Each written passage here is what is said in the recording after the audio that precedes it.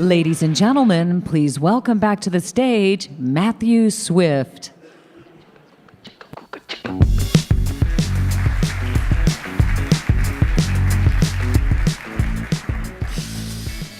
Ladies and gentlemen, this evening we'll be hosting the Concordia Awards at Cipriani tonight and presenting the inaugural Concordia Leadership Award.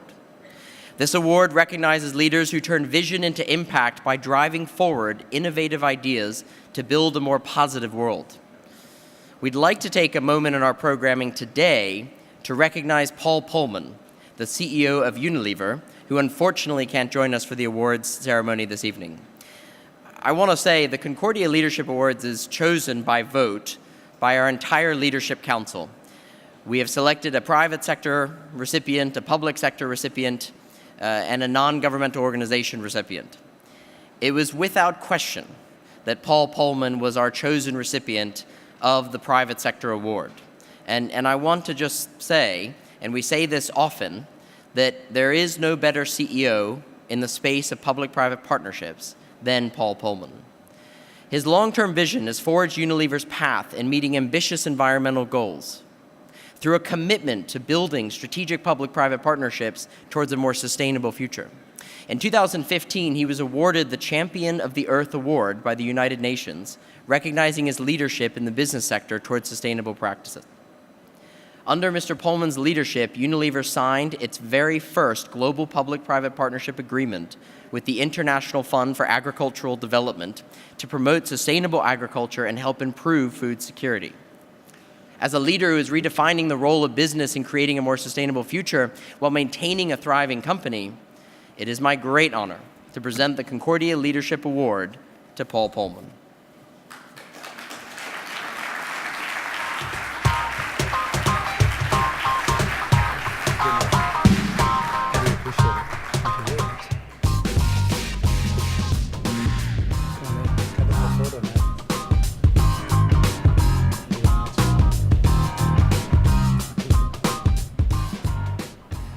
Thank you, Matthew. Thank you very much, and thank you all for this honor bestowed on us, which, as usual, I dedicate to the people that can't be here, the children that die before the age of 5, the 800 million that still go to bed hungry, not knowing if they wake up the next day, the 2.5 billion people that still don't have access to safe water or hygiene. And you know what I'm talking about. We live in a world that probably has made a tremendous amount of progress by any standards. We've lifted more people out of poverty in the last few decades than at any time in human history. In fact, the Millennial Development Goals, which had as an objective to halve the number of people living into poverty, we have done that. We've done it over the last 15 years and can be very proud of having done that. Unfortunately, the job isn't finished. With the statistics I just mentioned and many more, and there might be some indications that issues like climate change and others, if we don't get to grips with that, actually bring us in the wrong direction. As Matthew said, there is no business case in enduring poverty. These issues need to be solved, and doing what we have been doing is simply not the answer. I always quote Einstein that said the definition of insanity is to do the same thing over and over again and expect different results. It's not going to happen.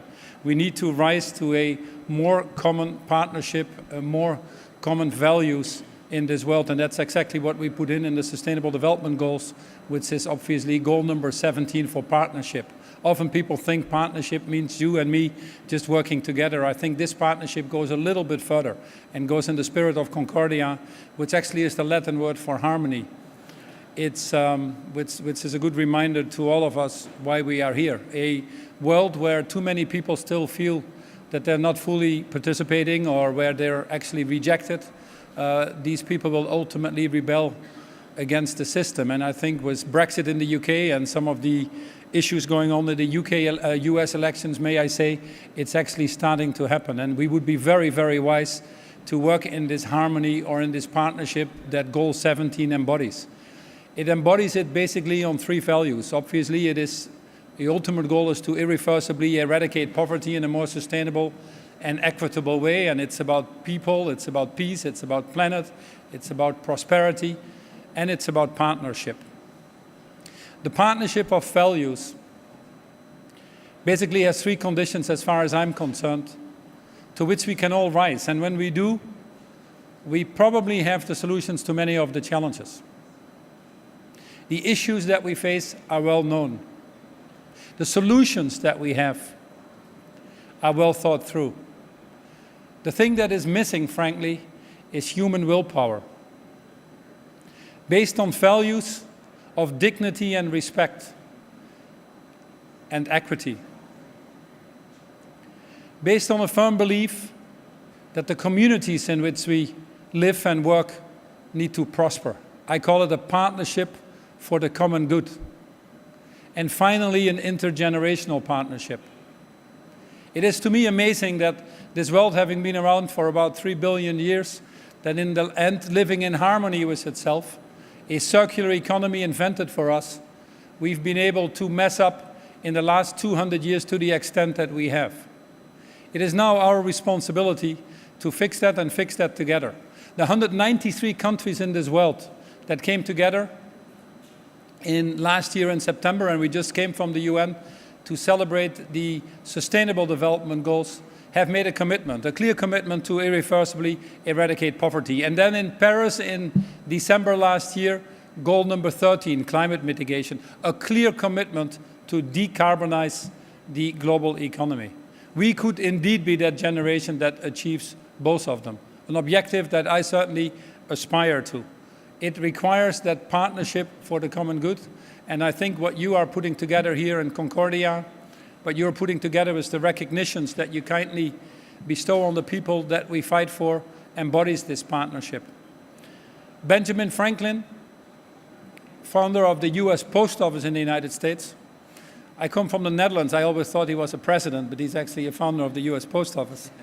And he said, you may delay, but time will not, and lost time will never be found again. I'll just want to end by saying a simple thing, and that is that we've all realized perhaps, or we are in the process of realizing, that we belong to a very fortunate group of people in society. In fact, unfortunately, we belong to only the 2% of people in society that are educated, financially independent, can do what they want, can work where they want, can live where they want, and yes, don't have to worry about many things that the majority of the world still worries about. If we belong to the 2% and you find yourself in these lucky 2%, it is your duty. It is your duty to put yourself to the service of the other 98%. I thank you very much for this award, and I thank Matthew as well for his leadership in creating Concordia. Thank you very much.